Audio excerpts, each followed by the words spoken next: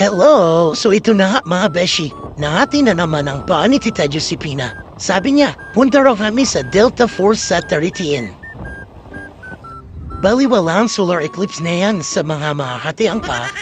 Pero bago ang lahat, nandiretso muna kami sa Nara para magukay, para matampalit na maya pagkatapos maligo, charot.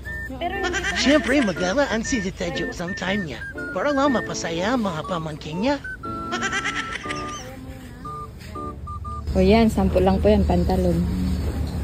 Kung gusto yung trapo, pwede na.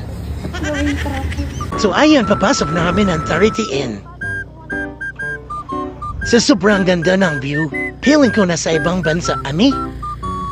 At ito na nga, malapit na kami, iniwan lang namin ang moto namin sa paas. Kasi medyo loose gravel na pababa, baka madisbrasya pa kami. Tapos may madadaan ng isang ilog, dito pala ang ganda na nato. Dito na kami sa pinaka-spot. Wow! Sobrang ganda. Ang linis ng tubig, sobrang linaw. Sa taas ng falls, umakit pa kami kasi doon ang mas magandang pwesto. Shout out na pala sa dalawa ito na nahirapang umakit ang lapad kasi ng katawan ni.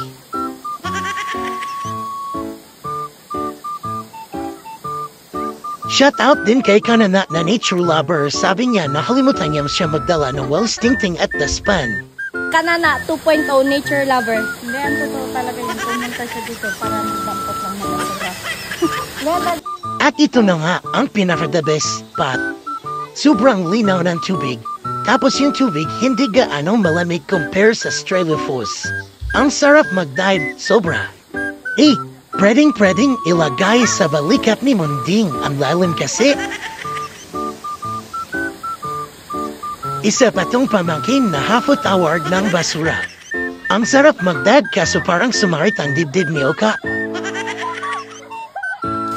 At syempre, hindi ako papauli. Syempre, magdadive din ako. Ang sarap